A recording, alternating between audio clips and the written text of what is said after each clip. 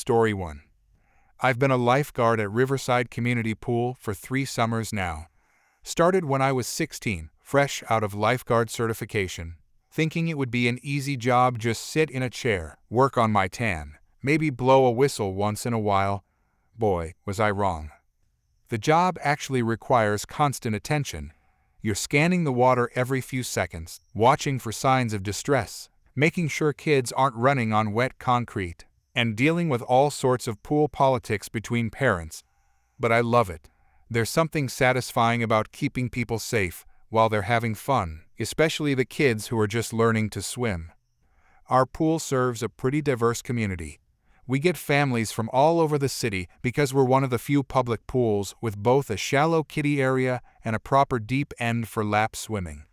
Most people are great, they follow the rules, watch their kids, and treat the staff with respect. But every summer, we get a few people who think the pool exists solely for their personal enjoyment. Last Thursday was one of those perfect summer days. Temperature in the mid-80s, not a cloud in the sky, and the pool was packed by noon. I was in my usual spot on the lifeguard chair overlooking the deep end, rotating my scan pattern every 10 seconds like we're trained to do. Around 2 in the afternoon, I noticed a kid probably 8 or 9 years old who had swum out to the deep end. He was treading water okay at first, but I could tell he was getting tired. His head started dipping under more frequently, and his arm movements were becoming erratic. Classic signs of a swimmer in distress. I kept my eyes on him while reaching for my rescue tube. That's when I saw him go under and not come back up immediately. No hesitation, I jumped in. The jump from the lifeguard chair creates a decent splash, especially when you're moving fast. It's unavoidable, and anyone who's spent time at a pool knows that lifeguards sometimes need to get in the water quickly. Most people understand and actually appreciate seeing us do our job. I hit the water and swam hard toward where I'd seen the kid go under. He had panicked and was thrashing about 3 feet below the surface. I got the rescue tube under his arms and brought him up, then started swimming back toward the shallow end where he could stand. That's when the screaming started. "Karen, what the hell do you think you're doing?" I was still in the water with the kid, making sure he was okay and could breathe properly. He was coughing up some water, but seemed fine overall. "Karen, you just soaked me in my magazine. Do you have any idea how expensive this swimsuit is?" The kid's mother had rushed over and was helping me get him out of the pool. Other parents were gathering around to make sure everything was okay. But this woman kept yelling. "Karen, I specifically chose this chair because it was supposed to be away from all the splashing.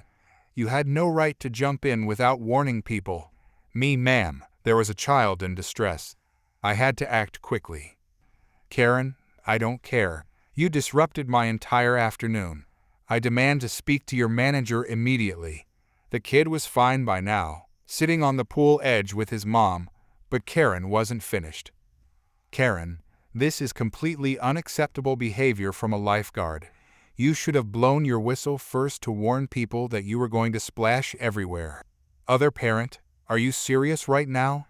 She just saved that kid." "Karen, that's not my problem. I paid my membership fee just like everyone else, and I have a right to enjoy my sunbathing without being attacked by flying pool water." "Me, I understand you got wet, but emergency rescues don't come with advance notice. The child's safety had to come first." "Karen, don't give me that attitude. I'm reporting you to management, and I'm going to make sure you get fired for this." At this point, several other parents were staring at her in disbelief. One dad had his phone out and was recording the whole thing. "Dad with phone. Lady, she just saved a drowning kid. What is wrong with you?" "Karen, mind your own business. This lifeguard assaulted me with water without consent." Karen marched over to the pool office, her wet magazine clutched in her hand like evidence of a crime. I could hear her through the open window, demanding to speak with the pool manager and threatening to sue the city. About 10 minutes later, my supervisor came out. He'd been working at this pool for 15 years and had seen it all. "Supervisor, everything okay out here?" "Me, kid got in trouble in the deep end. Standard rescue." That woman is upset because she got splashed. Supervisor, the woman in the office claims you deliberately targeted her with water and refused to apologize. Karen had followed him out and was standing behind him with her arms crossed. Karen, finally, someone in charge. I want this lifeguard fired immediately for unprofessional conduct and assault. Supervisor, ma'am, assault is a pretty serious accusation. Can you explain what happened? Karen, she jumped into the pool without any warning and completely soaked me and my belongings. When I confronted her about it, she was rude and dismissive. Kid's mom, excuse me, but she saved my son from drowning. He could have died if she hadn't acted so quickly. Karen, that's not the point. She could have blown her whistle first.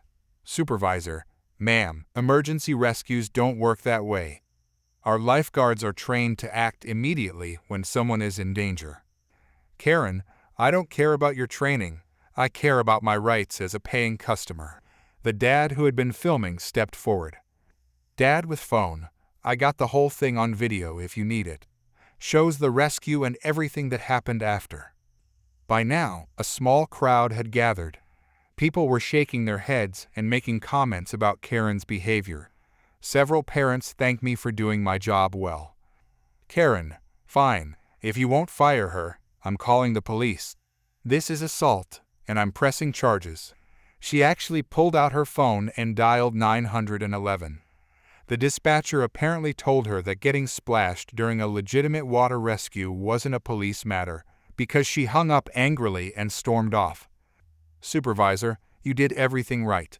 Don't worry about her. The story should have ended there, but the dad who filmed everything had other plans. He posted the video on social media that evening with a caption, "Karen tries to get lifeguard fired for saving drowning child." The video went viral overnight. By the next morning, it had been shared thousands of times across different platforms. Local news stations picked it up, and by Thursday evening, it was the lead story on 3 different channels.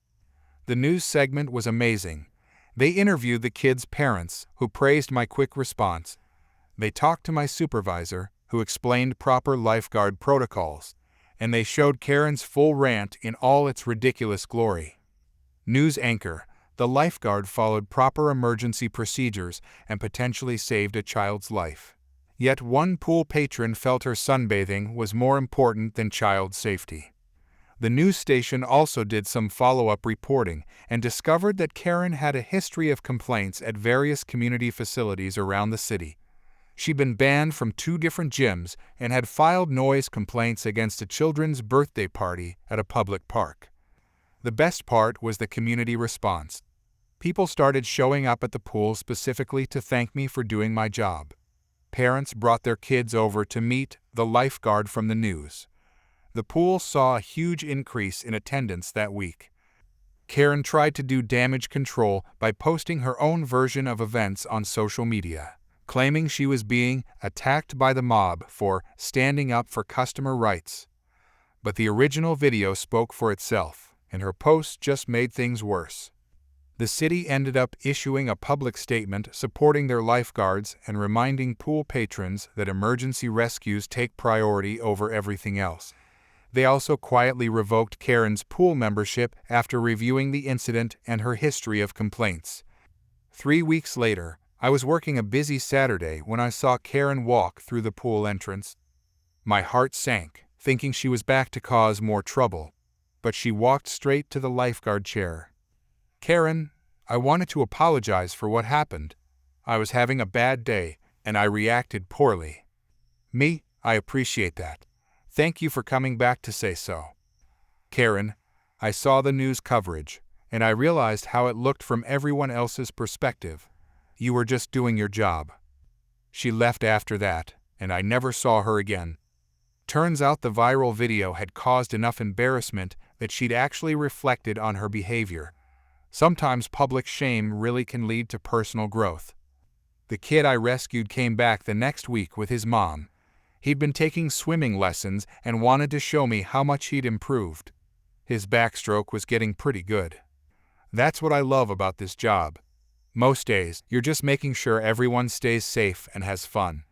but occasionally you get to make a real difference in someone's life, even if it means dealing with the occasional Karen who thinks her sunbathing is more important than a child's safety. Story 2. I've been an usher at St. Mary's Catholic Church for about 3 years now. It's a volunteer position that my grandmother encouraged me to take after I moved back to town following college.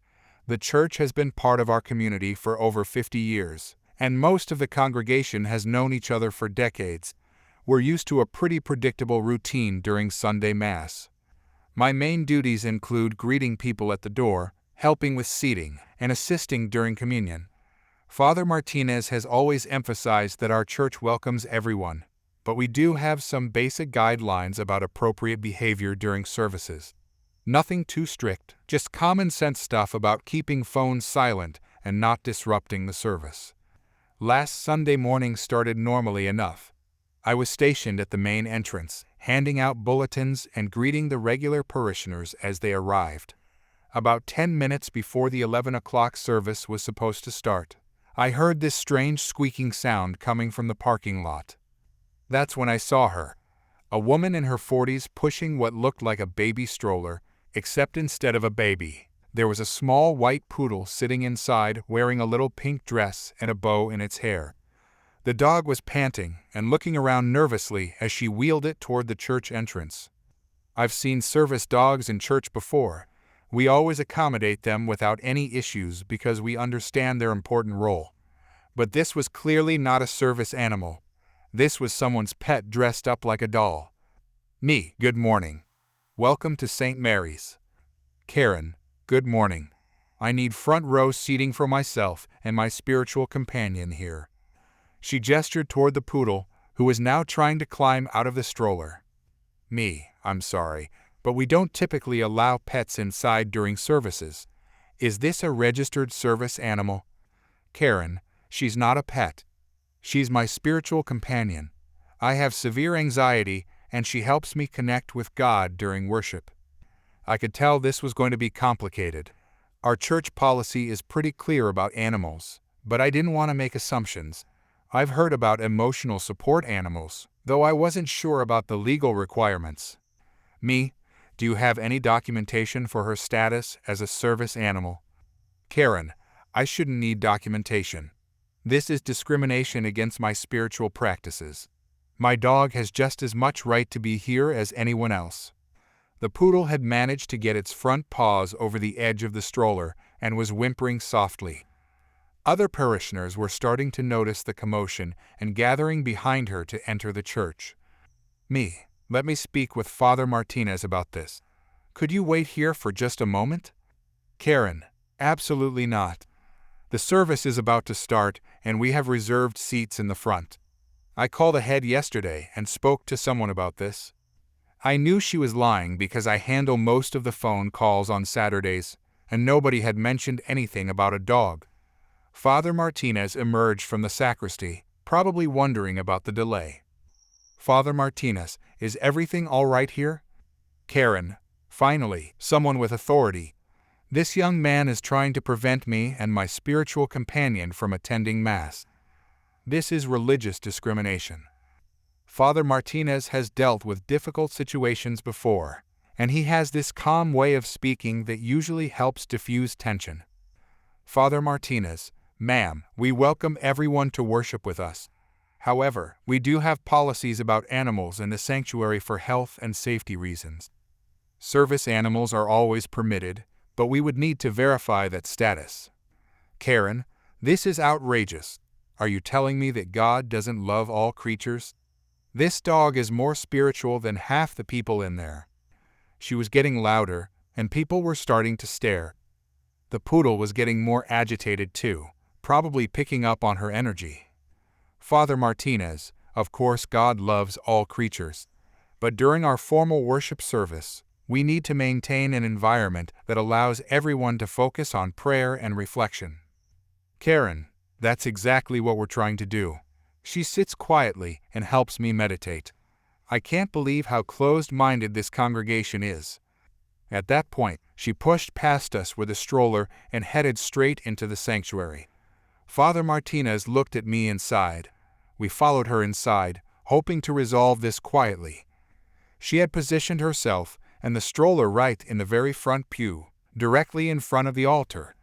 The poodle was now standing in the stroller, looking around at all the people and whimpering more loudly. Father Martinez, ma'am, I'm going to have to ask you to step outside so we can discuss this properly.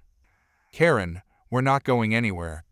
This is a house of God, and we have every right to be here. By now, the entire congregation was watching. Some people looked confused, others seemed annoyed that the service was being delayed. Mrs. Peterson, who sits in the front row every week, was looking particularly disturbed.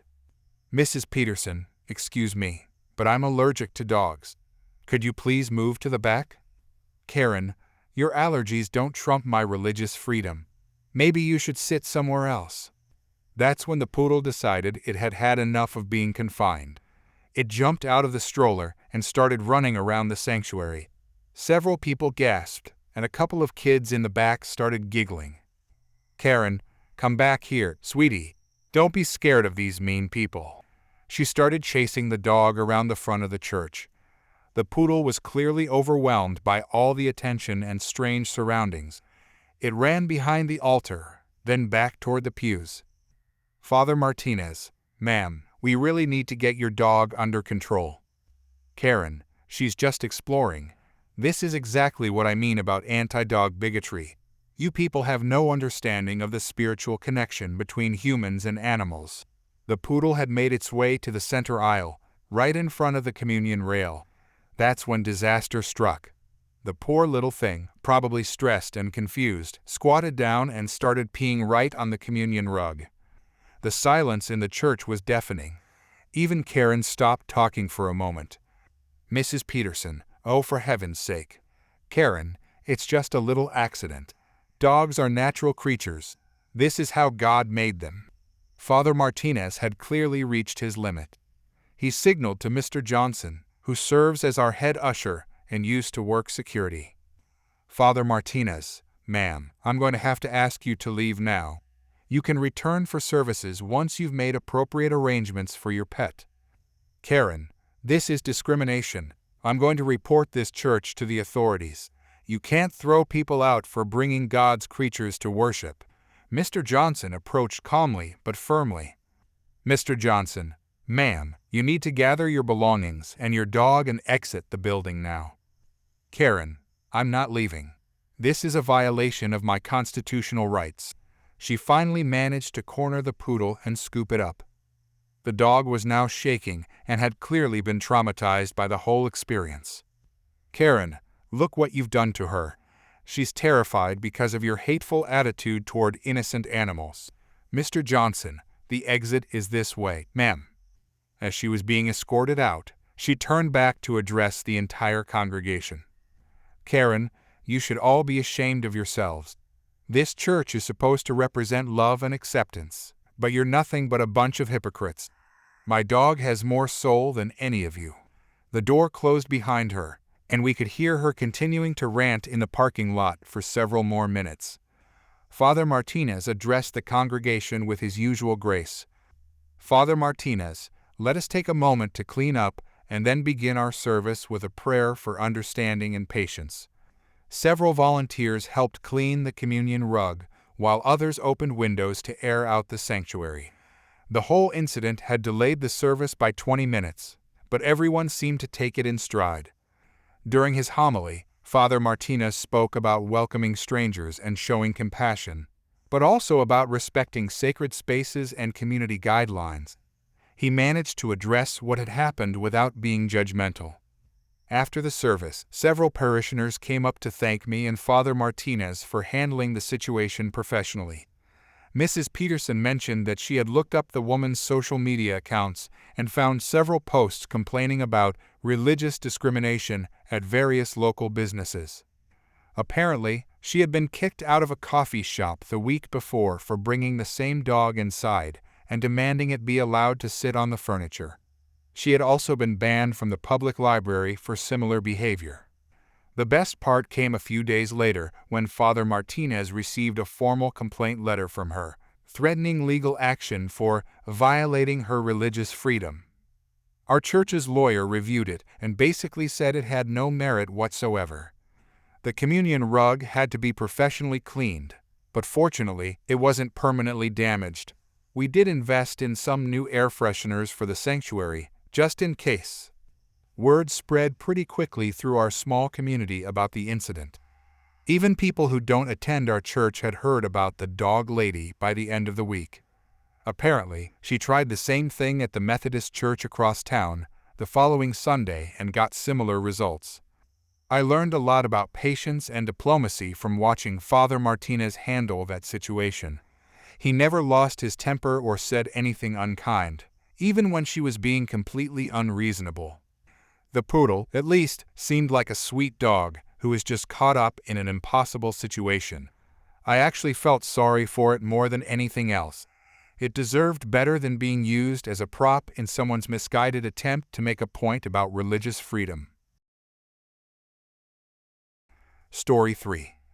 I've been a flight attendant for Delta Airlines for 12 years now.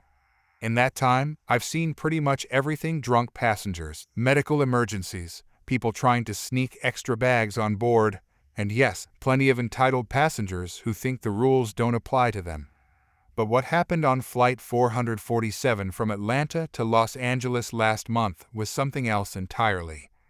I'd been working the early shift that day, and this was going to be my last flight before a 3-day break. It was a full flight, 180 passengers on our Airbus, a 321. I was assigned to first-class service, which usually meant dealing with business travelers and the occasional celebrity. Generally an easier crowd than economy. During pre-boarding, I noticed a middle-aged woman approach the gate agent. She was well-dressed, carrying an expensive-looking purse, and speaking in a loud, dramatic voice. "Woman, I need to pre-board due to my disability." Gate agent, of course. "Ma'am, do you have documentation or need any special assistance?" Woman, "I have an invisible condition. I can't be around crowds or stressed situations. I need to board first and sit somewhere quiet." The gate agent, probably wanting to avoid a scene, allowed her to board during the disability pre-boarding announcement. I watched her walk down the jet bridge with no apparent mobility issues, no service animal, no medical equipment. When she got on the plane, she walked straight past her economy seat and plopped down into one of our premium first-class seats. "Excuse me, ma'am, may I see your boarding pass?" "Woman, I'm sitting here due to my medical condition." The gate agent said I could sit anywhere I needed for my health. "I understand you have a condition, but I still need to verify your seat assignment. May I see your ticket?" "Woman, this is discrimination. I have an invisible disability and I'm being harassed by airline staff." She was getting louder, and other first-class passengers were starting to stare. I decided to give her a few minutes to see if she'd move on her own once more passengers boarded. But she didn't move. She made herself comfortable, pulled out a tablet, and started acting like she belonged there. About 20 minutes later, a businessman in a suit approached with his carry-on bag. "Businessman, excuse me, I think you're in my seat." He showed her his boarding pass, seat 2A, first class, properly paid for. "Woman, I'm not moving. I have a medical condition that requires me to sit in this seat." Businessman, "Look, I paid extra for this seat. I have the boarding pass right here." "Woman, you're harassing a disabled person. This is illegal. I'm calling my lawyer." She actually pulled out her phone and started filming him. "Woman, this man is discriminating against me because of my invisible disability. Everyone can see what's happening here." The businessman looked completely bewildered. He'd done nothing wrong except try to sit in the seat he'd paid for. "Ma'am, I'm going to need to see your boarding pass now." "Woman, I don't have to show you anything. I know my rights." Actually, you do. Federal aviation regulations require all passengers to occupy their assigned seats, unless moved by crew members for safety reasons. I called over my supervisor, who had been dealing with some issue in economy. When she arrived, the woman's whole demeanor changed. "Woman, Finally, someone with authority. This man and your employee have been harassing me because I'm disabled. I demand an upgrade to first class for this treatment. Supervisor, ma'am, I need to see your boarding pass and any medical documentation for your seating request. Woman, my condition is invisible. I don't need documentation. Supervisor, you still need to show us your ticket. The woman reluctantly pulled out her boarding pass. Seat 34B, economy, middle seat. Supervisor, ma'am, your assigned seat is 34B. I'm going to need you to move there now. Woman, this is discrimination. I'm not moving. I'll sue this airline. Supervisor, if you don't move to your assigned seat, we'll have to call security to remove you from the aircraft. Woman, you can't do this to me. I have a condition. Supervisor, what specific condition requires you to sit in first class? Woman, I have anxiety about being in crowded spaces. Supervisor, the entire airplane is a crowded space, ma'am, and your assigned seat in economy is no more crowded than this first-class seat. By now, boarding had stopped completely. Other passengers were getting restless, and we were going to delay departure if this didn't get resolved quickly. The woman finally realized she wasn't going to win this fight. Woman, fine, but I'm filing a complaint with the Department of Transportation. This is disability discrimination. She grabbed her purse and tablet and stormed toward the back of the plane. I walked with her to make sure she actually went to her assigned seat. And here's where the story gets even better. When we got to row 34, I could already hear crying. A baby, maybe 6 months old, was having a complete meltdown in seat 34, right next to where she was supposed to sit. The parents looked exhausted and apologetic. Mother, I'm so sorry. We've been trying everything. She's been crying since we boarded. Me, don't worry about it. These things happen. I looked at the woman, who was staring at her middle seat between the crying baby and a large man who was already taking up part of her armrest space. Woman, you've got to be kidding me. Me, this is your assigned seat, ma'am. 34B. Woman, I can't sit here. The baby is too loud. My condition. Me, I'm sorry, but this is the seat you purchased. If you'd like to change seats, you can ask other passengers if they're willing to switch, but I can't force anyone to move. She spent the next 20 minutes asking people to trade seats with her. Nobody wanted to give up their aisle or window seat for a middle seat next to a crying baby. Finally, she gave up and squeezed into 34B. The 5-hour flight to Los Angeles was probably the longest 5 hours of her life. The baby cried on and off for the first 2 hours. The man next to her fell asleep and started snoring loudly. The family behind her had 3 young kids who kept kicking her seat. Meanwhile, the businessman she'd tried to scam was up in first class, enjoying his complimentary drinks and extra legroom that he'd actually paid for. Every time I walked through economy during service, I could see her looking miserable. She tried to flag me down a few times, probably to complain or ask to be moved, but I was always busy with other passengers. About an hour before landing, she finally gave up and put on headphones, probably trying to drown out the chaos around her. When we landed in Los Angeles, she was one of the first people off the plane, pushing past other passengers to get to the exit. As she walked past me at the door, she muttered something about never flying Delta again. Me, have a wonderful day, ma'am. Later, when I was cleaning up the first-class cabin, the businessman who'd been in seat 2 thanked me for handling the situation professionally. Businessman, I travel a lot for work, and I've never seen anything quite like that. Me, unfortunately, we see people trying to scam upgrades pretty regularly, but usually they're not quite so dramatic about it. The whole incident reminded me why I love my job, despite dealing with difficult passengers. For every entitled person who thinks they can lie and manipulate their way into special treatment, there are dozens of genuinely nice people who just want to get where they're going without drama. And sometimes, when someone tries to cheat the system has a way of working itself out. Story 4. I've been working mall security for 6 years now, and I thought I'd seen everything. Shoplifters, food court fights, teenagers causing trouble, lost kids, medical emergencies, you name it. But nothing quite prepared me for what I witnessed on that busy Saturday afternoon in March. I started this job right after my military service ended. The transition from active duty to civilian life was rough, and mall security seemed like a good way to stay busy while I figured out my next steps. The pay wasn't great, but I liked helping people and keeping the peace. Over the years, I'd developed a good eye for spotting trouble before it escalated. Most of my days involved walking circuits around the mall, checking in with store managers, and handling minor disputes. The weekend shifts were always busier, especially when the weather was nice and families came out for shopping trips. Parents with cranky kids, teenagers pushing boundaries, elderly shoppers who needed assistance, it was all part of the job. That particular Saturday started normally enough. I was doing my usual rounds when I heard raised voices coming from near the food court area. Nothing unusual there, the food court was always the loudest part of the mall. But something about these voices made me pause and listen more carefully. It sounded like a typical parent-teenager disagreement, the kind I witnessed probably 3 times a week.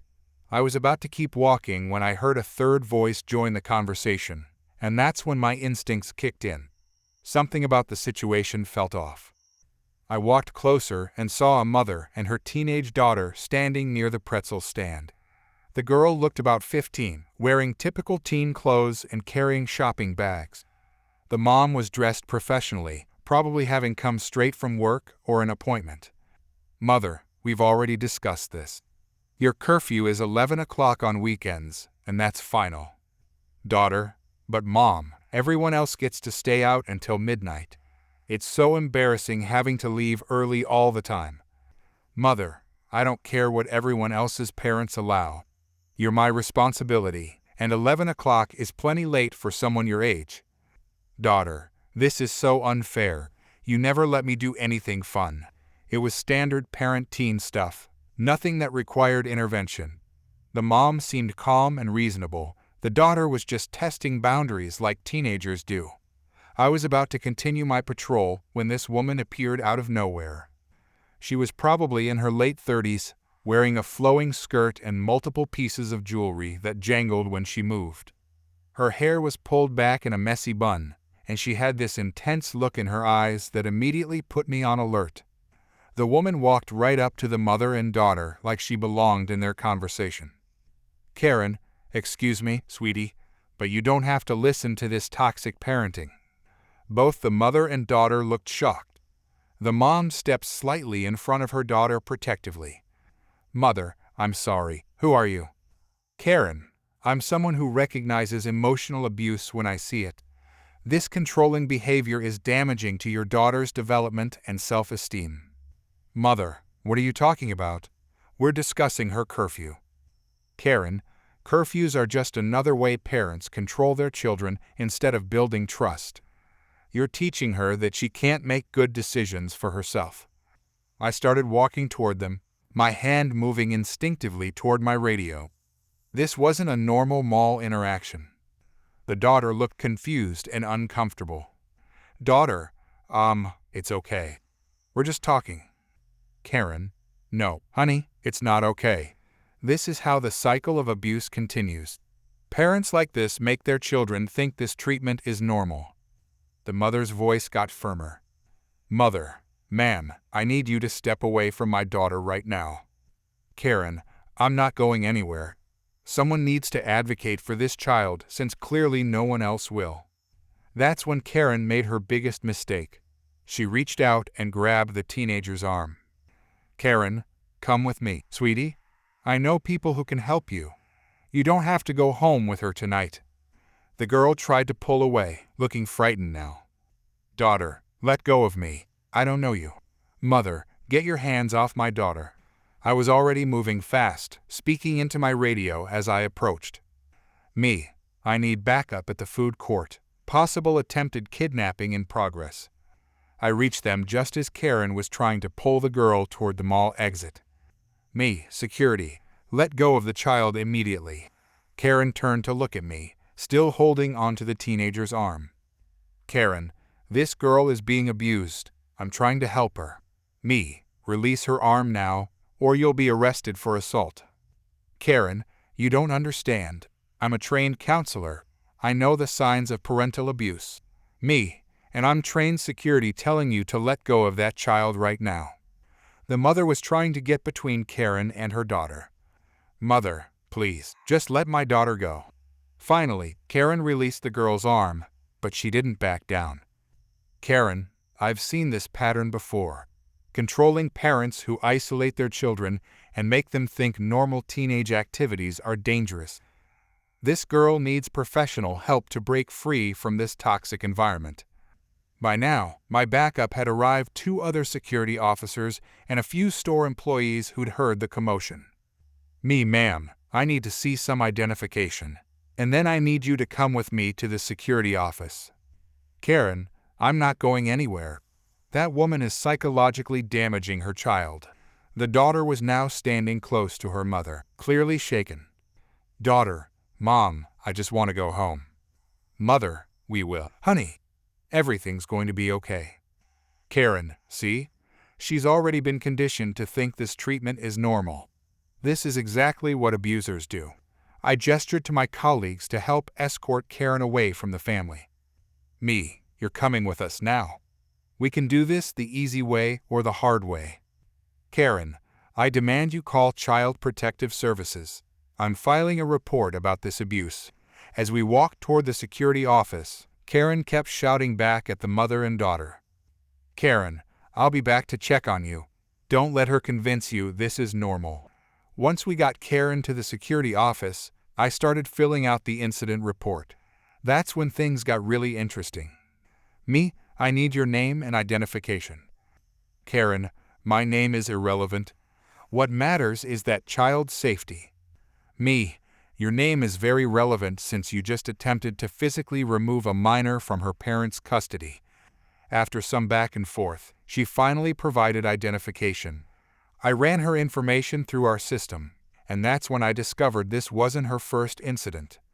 Me, it says here you were banned from Eastgate Mall last month for a similar incident. Karen, I was trying to help a child there too. These parents don't realize the psychological damage they're causing. Me, and before that, you were escorted out of Riverside Mall for approaching families with children. Karen, someone has to speak up for these kids. Their parents are too selfish to see what they're doing wrong. I called the police, as protocol required for any incident involving attempted removal of a minor. When the officers arrived, they recognized Karen immediately. Officer, we've dealt with her before. She's been reported for approaching families at parks, grocery stores, and other malls. Always claims she's trying to rescue children from abuse. Karen, because I am. These parents are damaging their children, and no one else will intervene. Officer, ma'am, what you're doing is harassment and attempted kidnapping. You cannot physically remove children from their parents based on your personal opinions about parenting styles. Karen, it's not opinion. I have training in child development. I know abuse when I see it. The officers explained that they were placing her under a 72-hour psychiatric hold for evaluation. Apparently, her pattern of behavior had escalated to the point where mental health professionals needed to assess whether she was a danger to herself or others. Officer, this behavior pattern suggests you may be experiencing some mental health challenges that require professional attention. Karen, there's nothing wrong with me. There's something wrong with all these abusive parents. As they led her away, she was still shouting about toxic parenting and child abuse.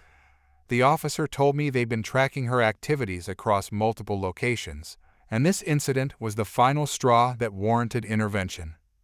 I went back to check on the mother and daughter, who were sitting in the mall management office giving their statement to another officer. Mother, is she going to come back? Officer, she'll be held for evaluation for at least 72 hours, and there will likely be a restraining order issued to keep her away from public places where she might encounter families. Daughter, Mom, I'm sorry about arguing with you earlier. That lady was really scary.